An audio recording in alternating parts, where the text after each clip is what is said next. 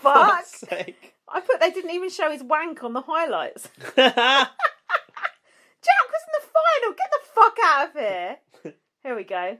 6 people was a lot to whip out in one night. Jack and Danielle come out in a 2x2. They remained close, didn't they?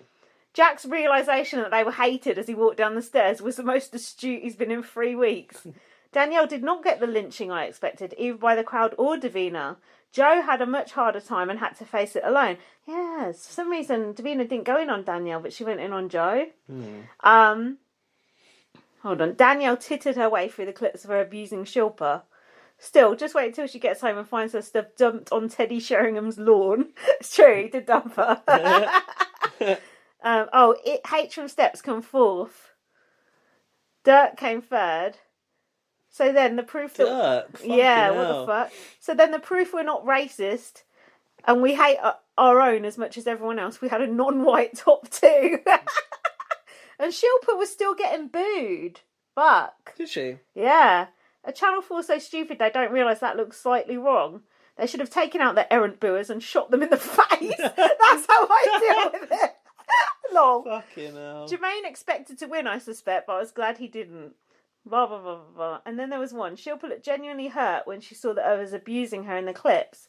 Her forgiveness of Jade and not wanting to cause trouble was lovely. Oh yeah, she was like, I didn't want to cause trouble for the country and sort of thing. It's like, you didn't. I think Shilpa was also always very reluctant to use the term racist. Yeah, she was. Yeah, black people always are, because they realise how they get construed for using that term. Look at Ovi and David coming out the house. They daredn't say it. But I think from Shilpa's point of view, she kind of didn't want to label these people with it as well. Yeah, true.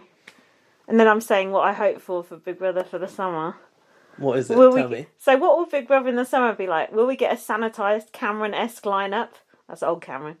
What's more likely is the producers will push it even more, probably hoping to have the first death/pregnancy/stabbing on the show.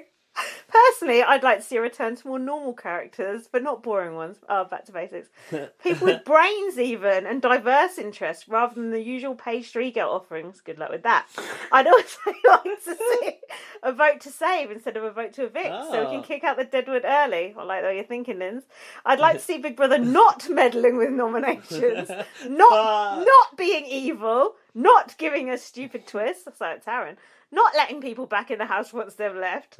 Let us feel in control again, and then we can be to blame if it ends up to be a crap show. What? Oh yeah, that makes sense.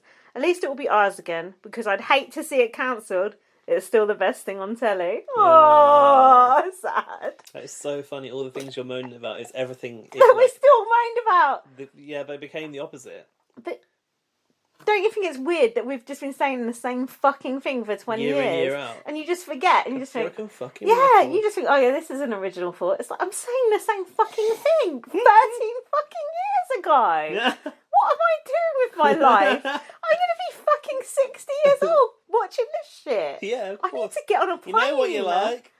Oh my God. Yeah, I need to change my life. Yeah, because there ain't no Big Brother anymore. You do need to get on a plane go to Canada. Yes. Yes, there is. I've got another tweet here from Bright. Let's do it. My blog's Gaga vibes. How relevant this old Big Brother footage is when you look at the debate around reality TV and their duty of care for their contestants' mental health. True. What would happen? Would what happened in that series be allowed now? Don't think so. Hashtag Jade Goody. Would it be allowed? It was never allowed. Well, they did allow it. They could have kicked him out. Did they even get a warning? Yeah, for Poppadom. Yeah. But it wasn't overtly.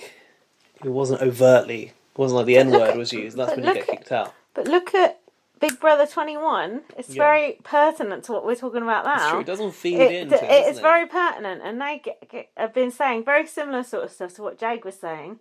Mind you, they got pulled up on it and all. Like rice pudding. Yeah. Yeah, that's true. Interesting. All these microaggressions, all these fucking subtle things where you can go, oh no, they're not racist, they're just ignorant. No, you're fucking racist, so fuck off. Fuck off.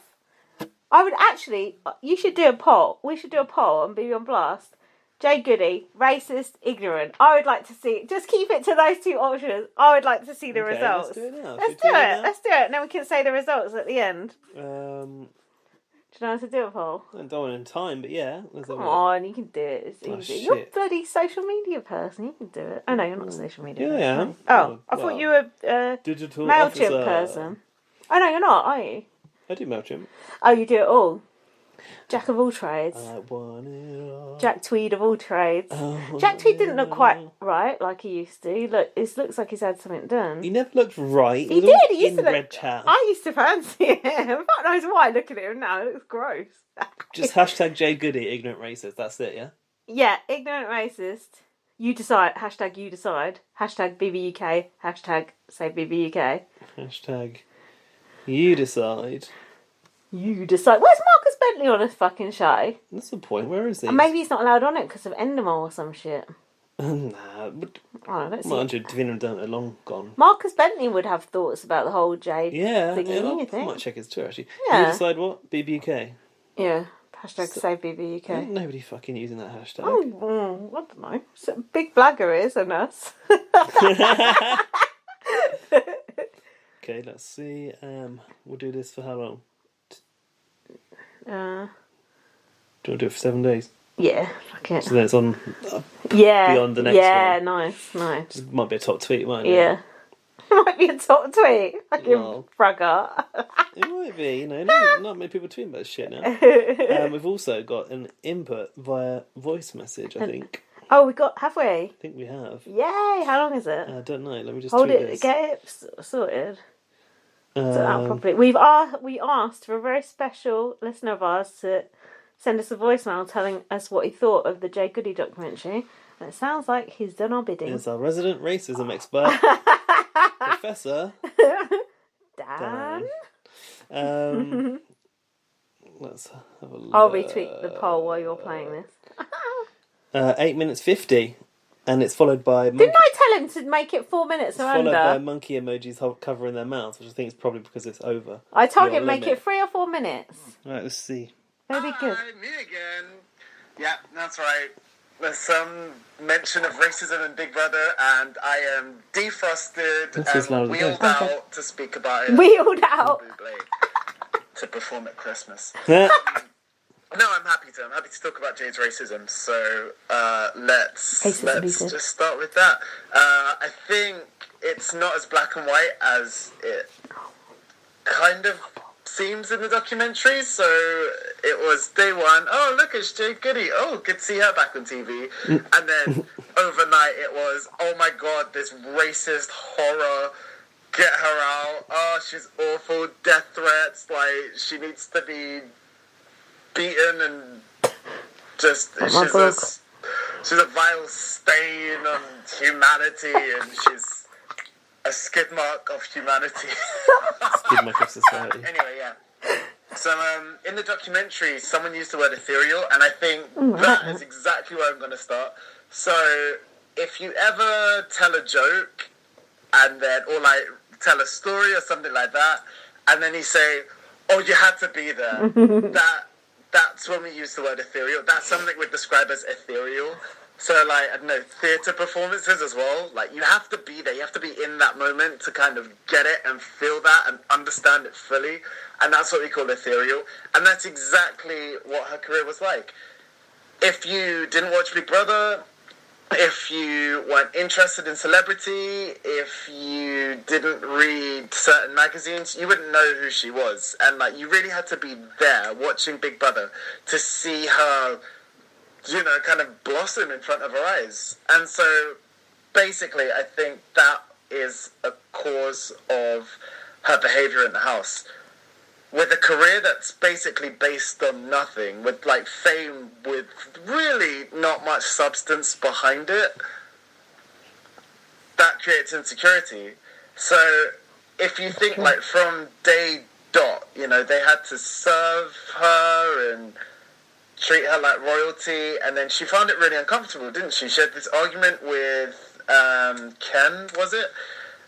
And he was saying, like, oh, there are servants. She was like, no, they're people. And that didn't seem like her defending them as people. It felt like she was very invested in that. And so I think that's it. Maybe she's never felt good enough, because I mean, in a really blunt way, it's kind of hard to pinpoint what her claim to fame was. She was just very good at getting herself in magazines and in newspapers, and that was it. There was no real substance behind it.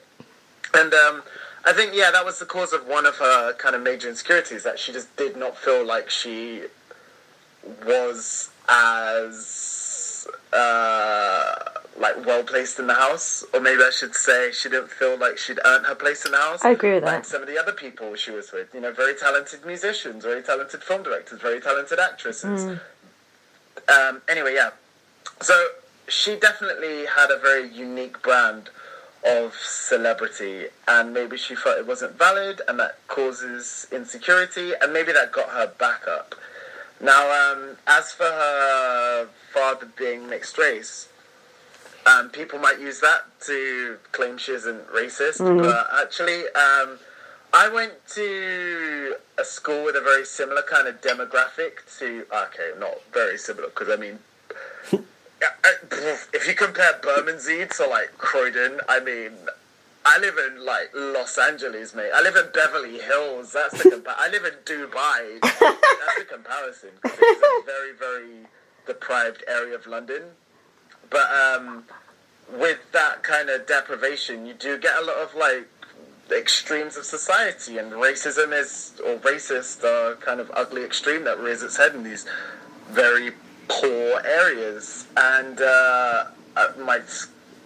my upbringing wasn't particularly rich, but you know, I went to school with similar people or a similar class of person, and I had conversations with people at my school, and they were like, I hate Indians because they're infecting the country. So there's that kind of racism. And if you remember, if you saw in the documentary, there was a video of a birthday party. And, you know, there were black people there, but there weren't really many Asian children. And I'm not saying it's because she was racist, but there's definitely like a kind of lack of representation. And perhaps with the ubiquitousness of the National Front and other racist groups in the area where she grew up, she was very exposed regularly to a quite extreme form of racism. Perhaps she become numb towards it, and just felt a certain way about Asian people, or specifically Indians.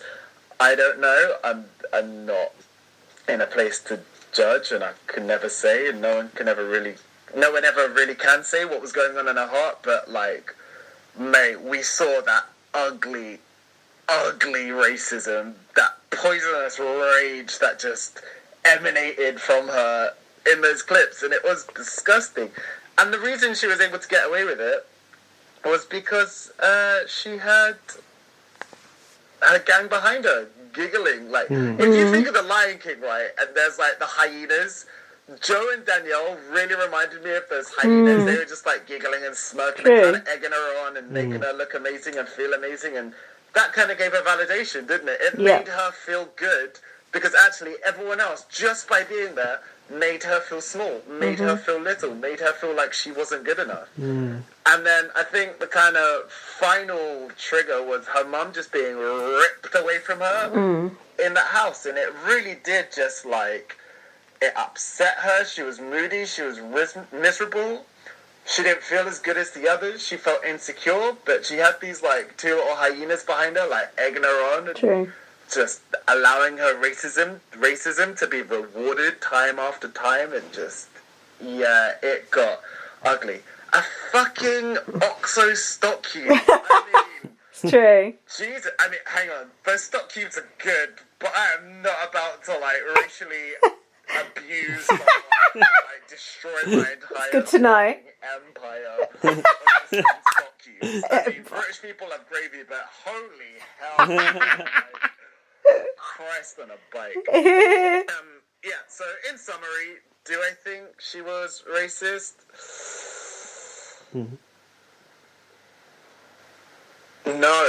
But do I feel like she held some real racist values and beliefs, and a real sort of preconceived notion, and a real disponability? Is that English? You what? Like, a predisposition. There we go. A real predisposition towards racism. Yeah, I do. So, I mean, I guess it's hard to say, isn't it? But yeah, maybe